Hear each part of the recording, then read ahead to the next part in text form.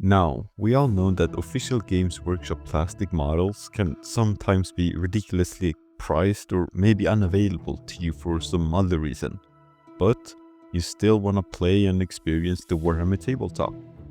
Well, you could always try some means such as 3D printing. Well, in this video we will cover FDM printing and how you can get the most out of it.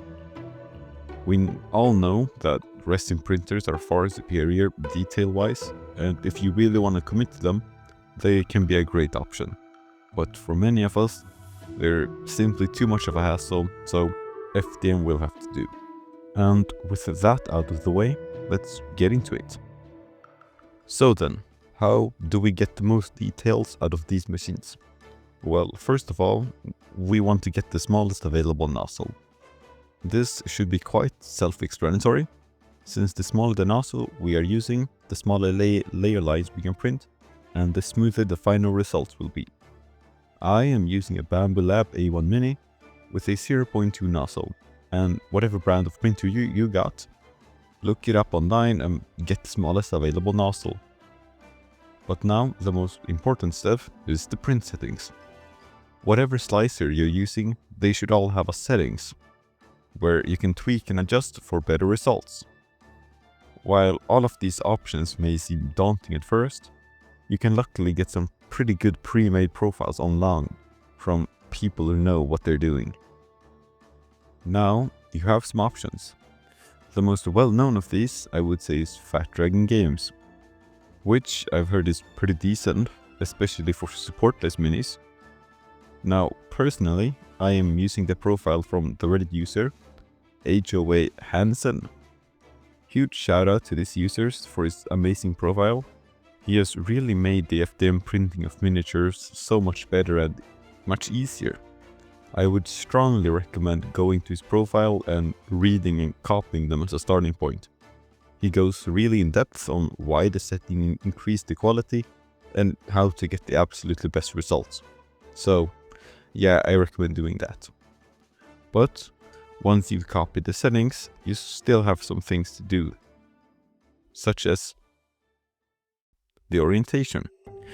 The orientation of your models are one of the most important factors when getting good results.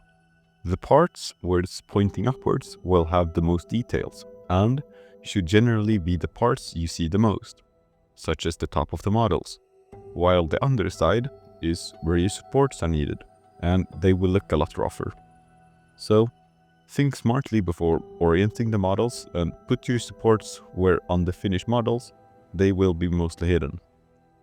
I highly recommend printing the models in parts, which will make it a lot easier to orient them in a nice way. If the model is fully assembled, most slicers will allow you to cut into the slicer in multiple smaller parts. Once you're happy with how the models are oriented, generate the supports and hit print.